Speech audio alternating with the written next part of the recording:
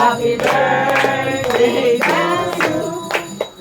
Happy birthday, happy birthday, happy birthday to you. Blow na tayo, blow. Mga idol, ngayon lang talaga ako nakapag-birthday ng ganito. Kung hindi sa mga bayaw ko. Yan, shoutout kay sa mga taga Dumaguete. Shoutout sa inyo. Shoutout kay Adrian Estinopo. Sa bahay niya to. Kasi nagbakasyon kami ito sa Manila. Dito kami sa San Mateo Rizal. Busog-lusog mga idol, busog-lusog. Ito, sa init ng panahon ngayon, dito kami ngayon nag-budol fight sa labas. Sa San Mateo Rizal to. Hindi dahil Lola Binalda. Yan. Hindi ko lang dyan makapunta. Walang pera eh.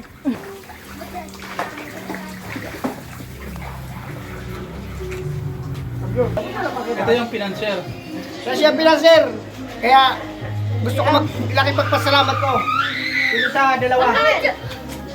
Sa dalawang bayaw ko, puro to sponsor eh. At least love na love ka ng mga bayaw mo. Kaya nga eh.